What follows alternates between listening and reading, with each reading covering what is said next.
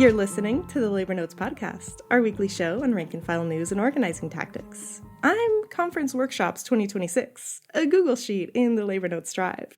And I'm 2026 Conference Digital Binder, a Google Doc in the Labor Notes Drive. No. You guys are Natasha Elena Oman and Danielle Smith, staff writers and organizers at Labor Notes. Oh, yeah, that's right. You may have noticed we've been pretty busy over here planning our biannual conference, which is now next weekend.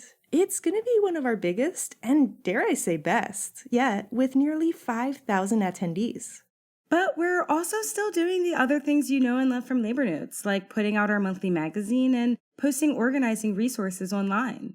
And that's how we got turned into Google Docs and Sheets and then trapped inside the Labor Notes Drive. No, I think it's actually because of that weird deal we made with the witch behind the AMC. Remember, I was all like, I'll do anything for the Odyssey to meet my expectations when I see it in IMAX 70mm. That's right. As you can see, we clearly haven't lost the plot at all. But I think what Danielle and Natasha were just about to do is highlight the latest issue of the Labor Notes magazine and new content online, right?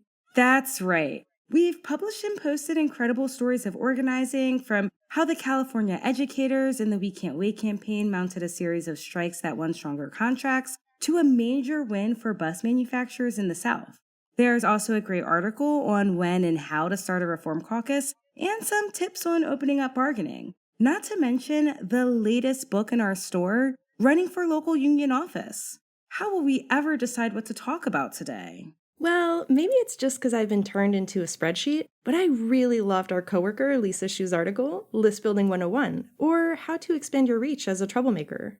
While it might not be the most glamorous work, list building is a crucial organizing tool that can help you expand your reach as a troublemaker. Before we dive into the how-tos, though, we should lay some groundwork. First, Danielle, what do you see as the key components of a list? Well, when we talk about A-List, we're talking about the rewards program at AMC Theater. No, not a list, a list.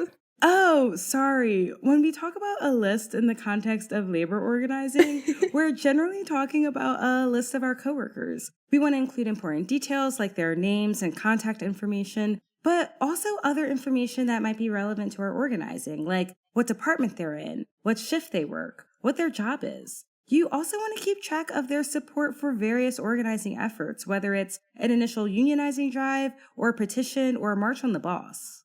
Maybe you already have some semblance of a member list. Often you'll come across one that's out of date as people leave and new hires replace them.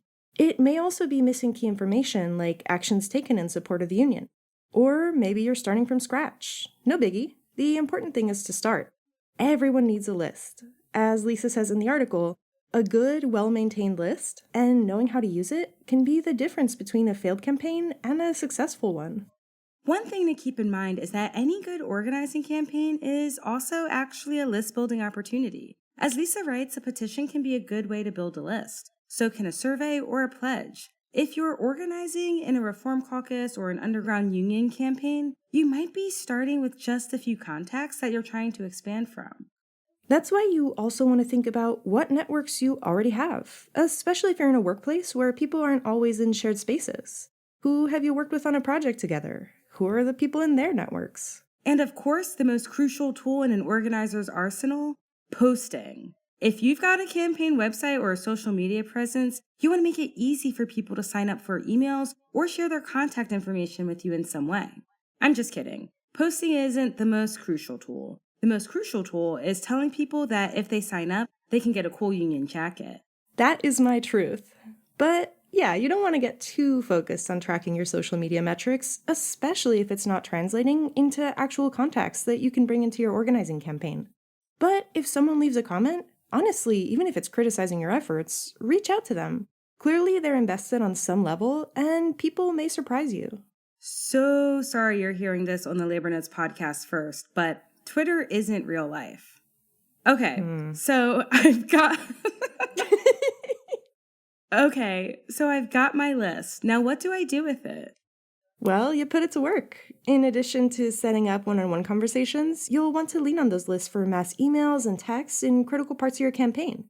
While one-way mass text shouldn't be the only way for people to engage with a campaign, Well-timed outreach can be an important way to boost your organizing efforts. You can keep people in the loop, turn people out to events, and raise money.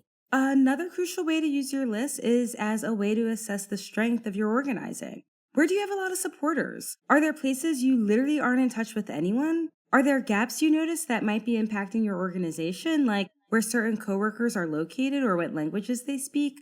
I'm still thinking about the list building and outreach that likely went into that headline grabbing strike a couple of months ago by nearly 4,000 meatpacking workers in Colorado. Lisa and Caitlin Clark, an organizer at Essential Workers for Democracy, reported for Labor Notes that the base of largely immigrant workers at the plant spoke, sang, and chanted in 57 languages on their picket lines. It's kind of this mundane yet profound reality that every raucous, energetic worker action you see, which might seem like a spontaneous burst of energy or anger or excitement, is really often the product of painstaking organizing that started with workers carefully filling out spreadsheets and reaching people one by one and adding to their sheets over time. A good list will also help you identify potential leaders or supporters that can be turned into activists. But you can't actually recruit leaders and activists just by staring at the list. Once you identify those people, you're going to have to go talk to them, either in person or via phone call, if you want to move them closer to the bullseye. Wait a second. Leader identification? Bullseye? Where have I heard these things before? Oh yeah, I see them right here in the drive in a PDF called SSO Trainer's Guide Summer 25 Update. Oh yeah, that's my cousin. Just kidding. SSO, that's our Secrets of a Successful Organizer training, which you can check out at the conference or online in July. We also recently did a 3-part series on the podcast that maps to the 3 parts of our Secrets workshop, plus an episode on how to have a good one-on-one, which quickly became our second most downloaded episode. We've linked to these in our episode description. What's our most downloaded episode? What if union meetings were actually good? Brutal. Well, that's our episode today. How are you and your coworkers making the most of your lists? Send us your voice notes with tactics or organizing questions to podcast@labornotes.org. And please rate us or leave us a review on Apple or Spotify. If you're listening to us on Podbean at labornotespodcast.podbean.com, please download our episode. If you're joining us at the conference next week, we cannot wait to see you. And if you can't be there, don't sweat it. You can catch parts of our programming on YouTube. After the conference, we've got more online workshops coming up. Our next Secrets of a Successful Organizer series is on Wednesdays, July 29th, August 5th, and 12th, and our next Stewards Workshop is on Wednesday, July 15th. You can sign up for all our online workshops at labornotes.org/events. The Labor Notes podcast is produced by Natasha Elena Ullman, Cindy Sundar, and myself. Our title music was written and performed by our coworker Keith Brower Brown. See you next week. Solidarity, y'all.